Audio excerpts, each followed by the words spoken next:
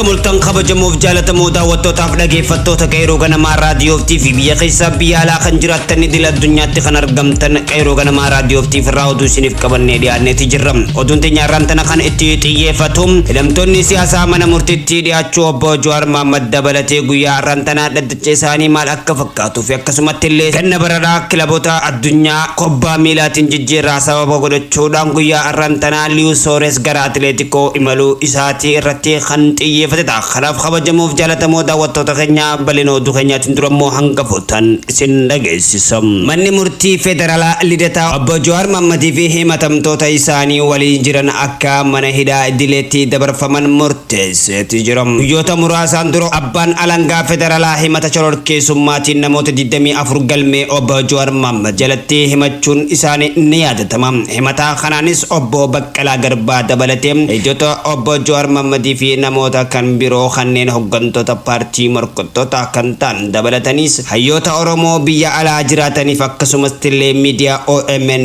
gaazexeessitoota OMN Mallas Dirribsaa fi Gulalaa ol aanaa miidiyaa obbo Dajanee Guutamaa keessatti kan argaman ta'uunis barameeti jira. Hiriiroo mormii guyyaa har'aan tanaatiif itti fufuunsaa dhagahameeti jira. Qeerroof qarree biyya ambaa jiraatan ilmaan Oromoodha kan biyya Faransi magaalaa Paaris jiraatan guyyaa har'aan tana suuraalee goototaa fi akkasumatti illee qabsaa'otaa fi hidhamtoota siyaasaa kanneen mana hidhaa keessa jiran Abiyyi shororkeessummaa uummata Oromoo irratti banuun ifiif shororkeessaadha jechuun guyyaa har'aan tana akka hiriira isaanii sagalee kannachaa jiran irraa hubachuun danda'ameeti jira.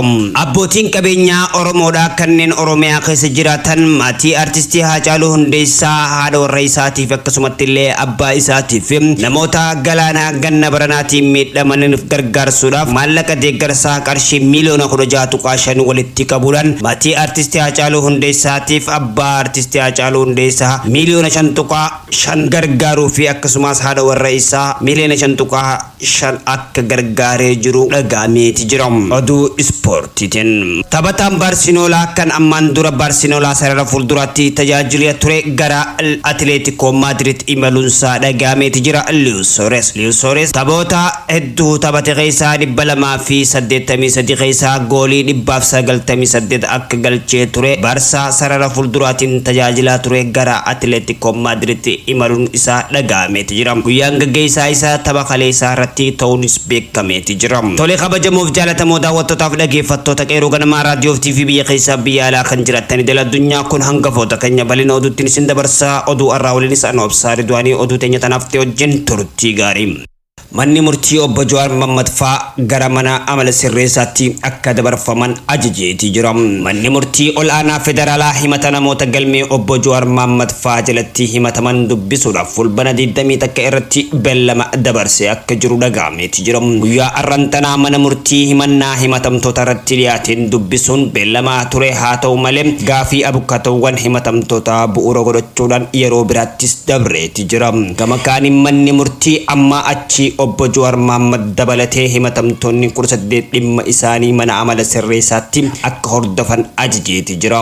Kanaan dura obbo Jawaar faan waajjira qorannoo yakkaa poolisii federaalaa magaalaa Finfinnee naannoo Meeksikootti akka turan ni beekama. Dhaddacha irraa irratti himatamtoota galmee obbo Jawaar Mohaammed jalaa jiranii fi biyya keessatti argaman keessaa obbo Dajanee Xaafaa fi obbo Maaster Waddi yeroo lammataatiif hin argamne ta'ee argameeti ture. Himatamtoota biyya alaa jiran kan ilaalanis poolisiin himatamtoota kanaa dhiyeessuudhaaf beellama qabamee gabaabaa waan ta'eef raawwachuu hin dandeenye jechuudhaan abbootiin alangaa dubbateeti jira. Abukaattoowwan gama isaaniitiin namootni kunneen biyya alaa akka jiran osoo beekamuu fi himatni bakka isaan hin jirretti akka banamee osoo beekamu akka poolisiin qabee dhiyeessutti itti beellama dheeressuun sirrii bitii jechuudhaan mormaneeti jiran. Dhimma obbo Dajanee Xaafaa fi Maaster Waddiin kan ilaalanis himatamtoota lamaan galmee biraa irrattis himatamanii waan jiraniif beellamaarraa irratti dhiyaachuu hin dandeenye jechuun abbaan alangaa dubbateeti jira. Kanaafis fuulduratti galmee biraa irratti himataman adda kutuudhaan jechuudhaan daddacha kan irratti akka dhiyaataniif abbaan seeraa yaada dhiyeesseeti jira. Gama biraatiin obbo Dajanee Xaafaa maatii isaaniitiin daawwatamaa akka hin jirreef wantoota barbaachisoon taasifamaa fi hin jiran jechuun abukaattoowwan kaasaniiti jiran. Daddachaa irratti kan dubbate Shamshaddiin Xahaa dhukkubsatee mana yaalaatti deddeebi'aa akka jiruu fi guyyaa beellamaa mana yaalaa qabutti akka yaalamaa dhorkame dhukkubni natti hammaachaa jira jechuudhaan iyyata galfateeti jira. Daddachaa irraa himata dhaga'uudhaaf beellamame kunis sababa Dajanee Xaafaa fi Maaster Wardiin hin argamnetti himatni kan dubbifamanii fi haa dubbifamu irratti abbootii alangaa fi abukaattoowwan jidduutti mormii dheeraa ta'eeti ture.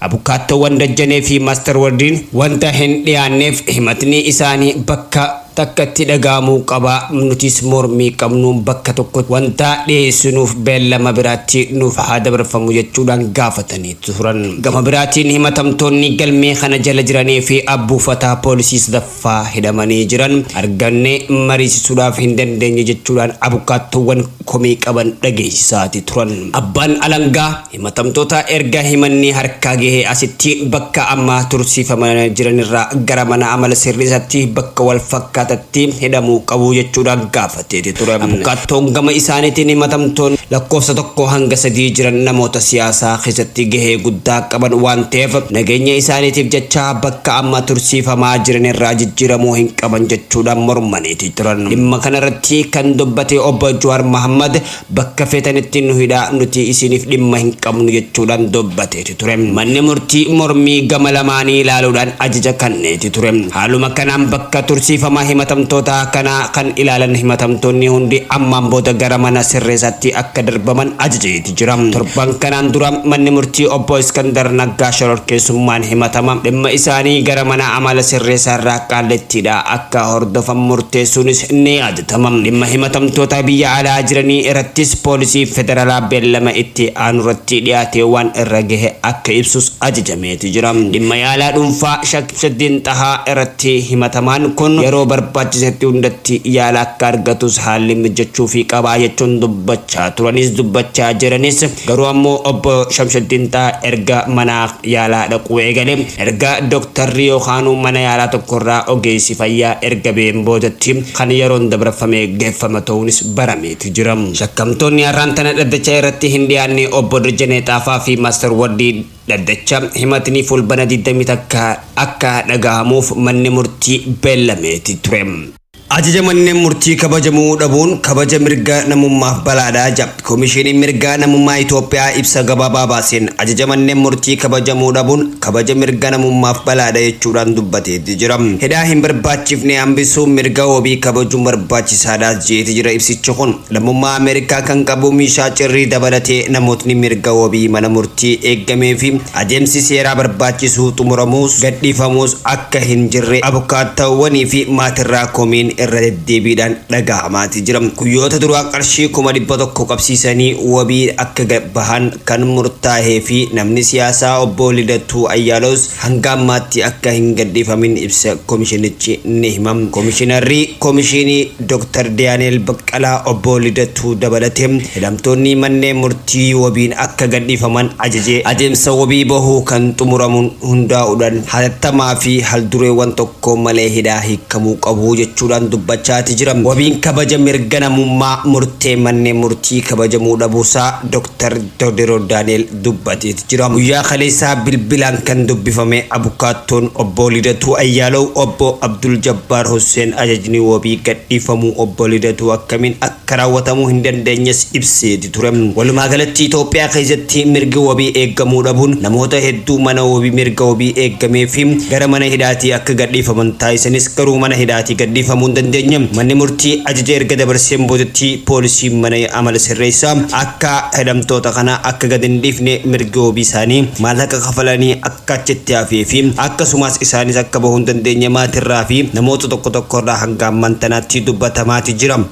Artisti Haacaaluu Hundeessaa erga du'een asitti guyyaan siidaan isaatii fi akkasumatti illee hiriyoonni isaa namoonni isa deeggaruu barbaadan lammiileen Oromoodhaa hanga biyya keessaa biyya alaa jiranitti tumsa barbaachisu taasisuu irratti aldureewwan tokko tokkos hojjetamaatee jira. Barri baranaa bara artisti Haacaaluu Hundeessaa waxabajjii 29 itti dhabne yeroo ta'u guyyaan gara guyyaatti onni Oromoo kutaa isaa kan hin banne taasifamaatee jira.